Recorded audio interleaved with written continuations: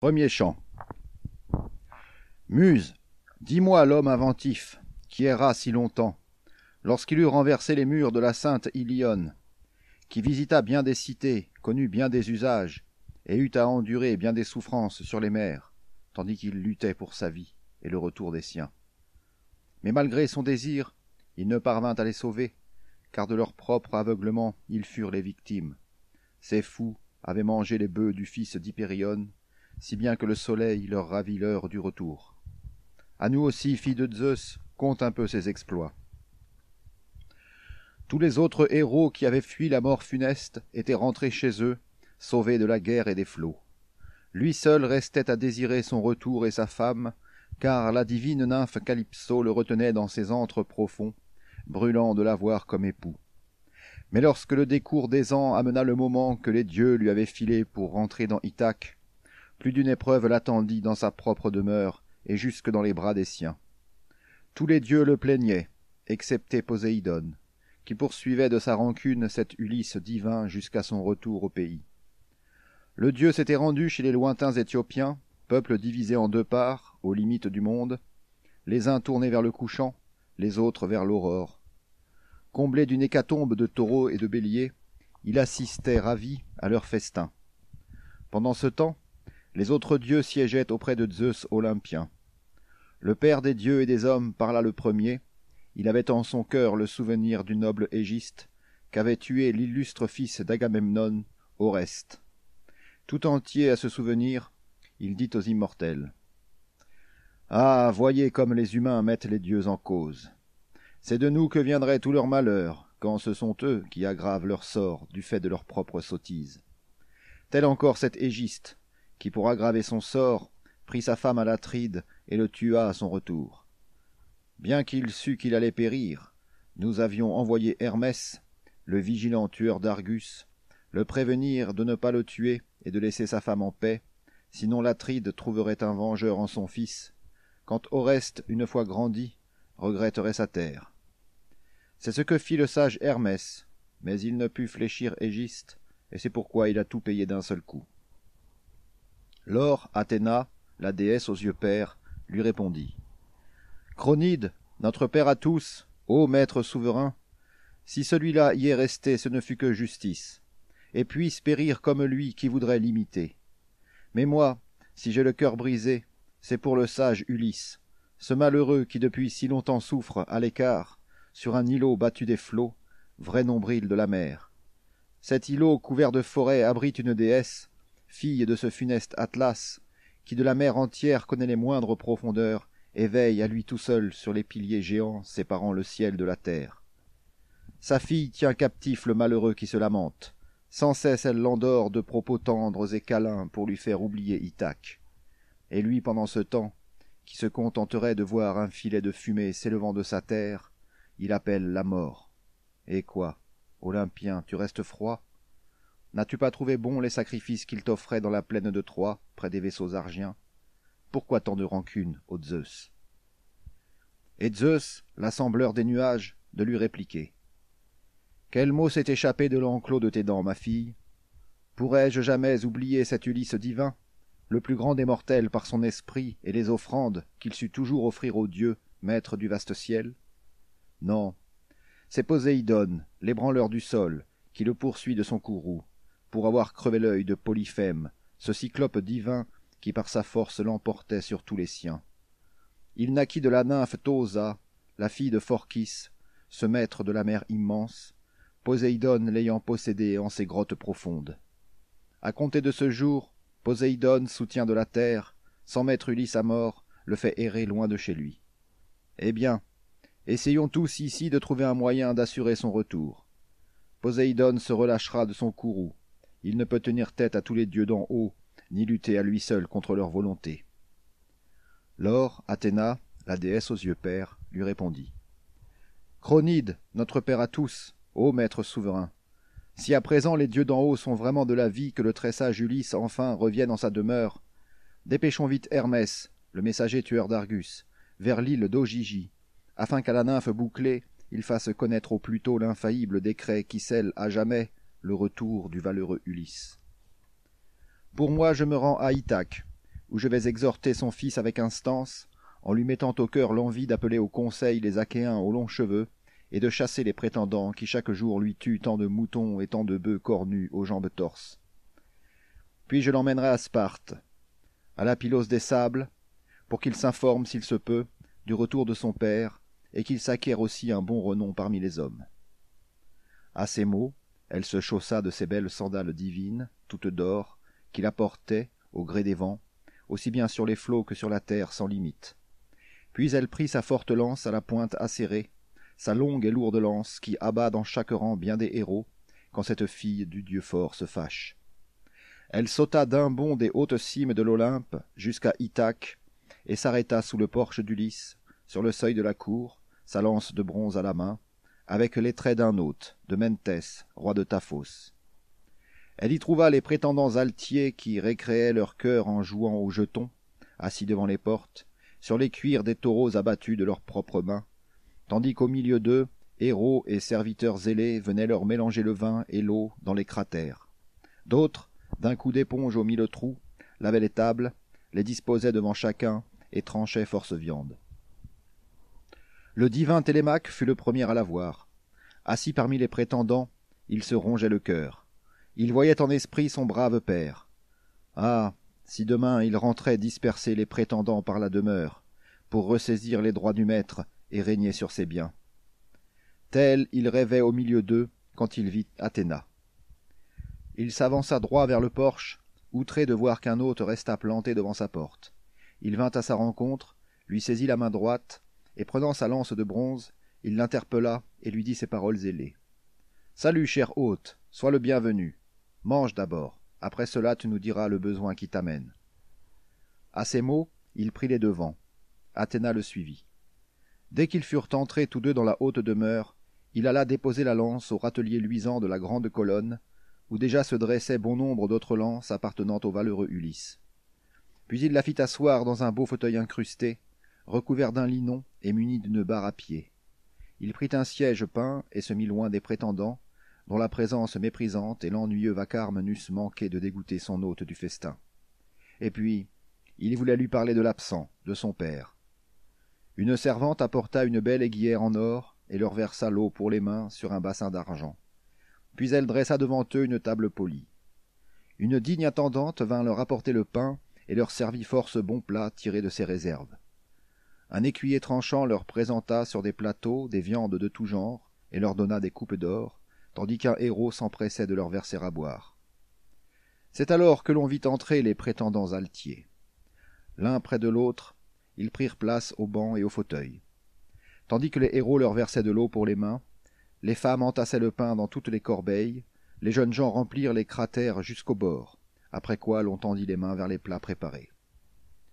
Sitôt que l'on eut satisfait la soif et l'appétit, le choix des prétendants se porta sur d'autres plaisirs, sur la danse et les chants, ces ornements de tout festin. Un héros avait mis une cithare merveilleuse aux mains de Phémios, qui chantait là contre son gré. Laède, après quelques accords, commença un beau chant. Télémaque alors se pencha vers Pallas Athéna et lui dit à voix basse, afin que nul ne l'entendît. « Cher étranger, m'en voudras-tu de te parler ainsi ? Ces gens-là ont pour seul plaisir la cithare et les chants. Facile, quand on vient manger impunément les vivres d'un héros dont les os blanchis pourrissent à la pluie, traînent sur quelque grève ou se font rouler par les flots. Assurément, s'ils le voyaient revenir dans Ithaque, leur vœu à tous serait plutôt d'avoir des pieds rapides que de posséder beaucoup d'or et de riches tissus. Mais il a dû périr, et d'une triste mort. L'espoir n'est plus permis, même si quelque humain venait me dire qu'il va bientôt rentrer, car ce jour est perdu pour lui. Mais allons, parle, et réponds-moi en toute vérité. Qui es-tu? D'où viens-tu? Quels sont tes parents, ta cité? Sur quel vaisseau arrives-tu? Comment les gens de mer t'ont-ils amené en ce lieu? Qui prétendent-ils être? Car ce n'est pas à pied, je pense, que tu viens ici. Dis-moi tout net encore, car j'ai besoin de le savoir. Es-tu un étranger? Es-tu un hôte de mon père? Tant d'autres sont déjà venus fréquenter sa maison, et il se plaisait tant lui-même à visiter les hommes. Lors, Athéna, la déesse aux yeux pères, lui répliqua. « Eh bien, je m'en vais te répondre en toute vérité. Tu vois en moi Mentès, le fils du sage Anchialos. et mon pouvoir s'étend sur les bons rameurs de ta fosse. Je viens de débarquer ici avec mon équipage. Je cours la mer vineuse, en quête de pays lointains, troquer à Témésa mon fer brillant contre du bronze. Mon navire est mouillé à l'écart de la ville, au champ, dans la rade de Réitron, sous le Néon boisé. Nous avons de tout temps été des hôtes de famille, et nous nous en flattons. Tu peux aller le demander au vieux héros Laerte. On dit qu'il ne vient plus en ville, qu'il vit reclus à la campagne, en proie à son chagrin, et qu'une vieille lui prépare à boire et à manger, quand il se sent le corps tout épuisé par la fatigue, à force de s'être traîné sur son coteau de vigne. Si je suis là, c'est qu'on m'a dit ton père revenu. Mais il faut croire que les dieux lui barrent le chemin, car il est encore de ce monde, le divin Ulysse, vivant, mais retenu captif sans doute au bout des mers, sur un îlot perdu, à la merci d'hommes cruels et inhumains, qui doivent le garder contre son gré. Eh bien, je m'en vais te dire à présent ce que les dieux m'inspirent dans le fond du cœur et qui s'accomplira. Je ne suis nullement devin, ni habile en présage, mais d'ici peu, il reverra le pays de ses pères. Quand même il serait entravé par des chaînes de fer, il saura bien vous revenir, tant il a de ressources. Mais toi, parle à ton tour, et réponds sans rien me cacher. Ulysse a-t-il déjà un fils aussi grand que tu l'es? À voir ta tête, tes beaux yeux, on croirait que c'est lui. Il faut te dire que souvent nous allions l'un chez l'autre, avant qu'il s'embarquât pour Troie, où d'autres chefs argiens devaient l'accompagner à bord de leur navire creux. Mais depuis ce jour-là, nous ne nous sommes plus revus. Le sage Télémaque, alors, la regarda et dit « Cher hôte, je vais te répondre, et sans rien te cacher. Ma mère affirme que je suis son fils, mais le moyen d'en être sûr? Comment savoir qui vous donna la vie? Que ne suis-je plutôt le fils de quelque heureux mortel de ceux que la vieillesse atteint dans leur propre domaine? Mais non. Celui qu'on dit mon père est de tous les humains le plus infortuné. C'est ce que j'avais à te dire. » Lors Athéna, la déesse aux yeux pères, lui répondit. « Crois-moi, les dieux n'ont point voulu que s'éteignît ta race, puisque c'est un fils tel que toi qu'enfanta Pénélope. Mais parle, toi aussi, et réponds sans rien me cacher. Que font tous ces gens attablés? S'agit-il d'une noce ou d'un banquet rendu? Ce ne peut être un simple écho, car ceux qui mangent sous ce toit passent toute insolence. Quel homme un peu sensé, en arrivant dans ta demeure, ne serait indigné de voir un tel débordement? » Le sage Télémaque alors la regarda et dit « Puisque tu veux savoir, cher hôte, et que tu m'interroges, cette maison peut-être un jour fut riche et bien tenue. C'était au temps où le héros vivait en son pays. Mais les dieux malveillants en ont décidé autrement, puisqu'ils ont fait de lui le mortel le plus invisible. Sa mort même à coup sûr me causerait moins de chagrin si je savais qu'il eût péri avec ses gens à Troie, où, la guerre une fois finie, entre les bras des siens, car les Panachéens lui auraient bâti un tombeau, et à son fils il eût légué une gloire éclatante. Mais il est devenu la proie obscure des harpies. Envolé, disparu, il m'a laissé à mon chagrin. Et encore n'est-il pas le seul qui m'ait brisé le cœur, car les dieux, pour leur part, m'ont infligé d'autres tourments. Tous les seigneurs dont le pouvoir s'exerce sur nos îles, sur Doulichion, Samé, Zacinthe et ses forêts profondes, comme aussi tous les roitelets de la rocheuse Ithaque, tous courtisent ma mère et dilapident mes trésors. Elle, sans repousser un hymen dont elle a horreur, n'ose pas en finir, tandis qu'il dévore mes biens à pleines dents, quitte à me déchirer moi-même après. » Lors Pallas Athéna lui répondit tout indignée. « Ah, comme tu dois regretter cette absence d'Ulysse, et comme il les écraserait, ces prétendants cyniques, s'il apparaissait aujourd'hui au seuil de sa demeure, avec son bouclier, son casque et ses 2 javelines, tel que moi-même je le vis pour la première fois, buvant et faisant cher lit au séjour de nos pères. Il revenait d'Éphire, où, à bord d'une nef rapide, il était allé voir Ilos, le fils de Merméros, pour qu'il lui remît le poison mortel dont il voulait tremper le bronze de ses traits. Son hôte n'en fit rien, car il redoutait le courroux des dieux toujours vivants. Mais mon père l'aimait si fort qu'il lui en fit cadeau. Que cet Ulysse-là vienne parler aux prétendants, leurs jours, à tous, seront comptés, et leurs noces amères. Mais c'est aux dieux d'en haut qu'il appartient de décider si oui ou non il reviendra exercer sa vengeance dans ce palais. En attendant, je t'engage à chercher les moyens de chasser les prétendants hors de ce lieu. Allons, comprends-moi bien, et prête l'oreille à ma voix. Convoque demain au conseil tous les chefs achéens. Déclare à tous ta volonté en attestant les dieux. Somme les prétendants de retourner dans leur domaine, et si vraiment ta mère a le désir du mariage, qu'elle regagne le palais où commande son père. Aux prétendants de songer à la noce et de fournir tous les cadeaux qu'on doit verser pour obtenir sa main. Toi-même, écoute bien le sage avis que je te donne. Équipe le meilleur de tes navires à 20 rames, et va t'informer de ton père, depuis si longtemps parti. Interroge les gens, ou recueille de Zeus une de ces rumeurs qui remplissent souvent le monde. Va d'abord à Pylos consulter le divin Nestor, puis à Lacédémone, à la cour du blond Ménélas. C'est le dernier rentré des Achéens vêtus de bronze. Si tu apprends que ton père est vivant et va rentrer, attends encore 1 an, bien que tu sois à bout de force. Mais si tu apprends qu'il est mort ou qu'il a disparu, reviens directement dans ton pays pour lui dresser sa tombe avec tous les honneurs funèbres qu'il mérite, après quoi tu pourras donner ta mère à un époux. Quand tu auras fini et accompli tous ces devoirs, tu feras bien de consulter en ton âme et ton cœur comment tuer les prétendants au sein de ton palais, que ce soit par la ruse ou par la force. Il n'est plus temps de jouer à des jeux d'enfants, cet âge est révolu. Songe au renom que le divin Oreste s'est acquis sur terre, quand il eut tué le cauteleux Égiste, cet assassin qui lui avait tué son digne père. Toi aussi, cher ami, beau et grand comme je te vois, sois brave, si tu veux que l'on parle de toi plus tard. Pour moi, je retourne à présent vers ma rapide nef, où l'équipage doit m'attendre avec impatience. Réfléchis bien à tout cela, et pèse mes paroles. Le sage Télémaque, alors, la regarda et dit « Tu viens de me parler, cher hôte, avec l'affection qu'un père a pour son fils, et je me souviendrai de tout. Mais reste encore un peu chez nous, si pressé que tu sois.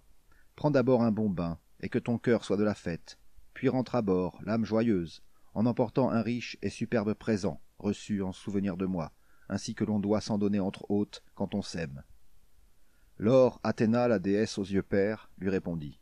« Ne me retiens pas plus longtemps, j'ai hâte de partir. Le cadeau que tu entends me donner, je reviendrai le prendre une autre fois et je l'emporterai chez moi. Qu'il soit fort beau, car je saurai te rendre l'appareil. » Sur ce, Athéna aux yeux pères disparut dans le ciel, comme un oiseau des mers, laissant le cœur de ce héros plein d'audace et d'ardeur, et ravivant encore en lui l'image de son père. Alors en son âme il comprit, et le cœur saisi de stupeur, il reconnut le dieu. Le divin héros alla retrouver les prétendants. Au milieu d'eux chantait l'Aède illustre, et tous, assis, l'écoutaient en silence. Il chantait le retour de Troie, et les malheurs infligés par Pallas aux Achéens. Or, la fille d'Icarios, la sage Pénélope, tout en haut de l'étage, entendit ce chant inspiré. Elle descendit donc le haut escalier de sa chambre. Elle n'était pas seule, 2 servantes la suivaient. En s'approchant des prétendants, cette femme divine s'arrêta contre le montant de l'épaisse embrasure et ramena ses voiles éclatants sur ses 2 joues. À côté d'elle se tenaient ses fidèles servantes. Alors elle dit en pleurant à l'Aède divin. « Phémios, tu connais pour nous charmer bien des exploits de mortels et de dieux que vont célébrant les Aèdes. Fais-nous entendre un de ces chants, et qu'on boive en silence. Mais ne chante pas plus longtemps ce récit de malheur, qui toujours me brise le cœur au fond de ma poitrine, depuis qu'un deuil inconsolable est venu me frapper. Je pleure une tête bien chère et ne puis oublier ce héros fameux dans Argos et dans toutes les Lades. » Le sage Télémaque, alors, la regarda et dit « Ma mère, pourquoi refuser à ce fidèle Aède de nous charmer comme il l'entend? Qui peuvent les Aèdes? C'est Zeus qui, pouvant tout, nous donne à nous, pauvres humains, le lot qu'il veut bien nous laisser à chacun en partage.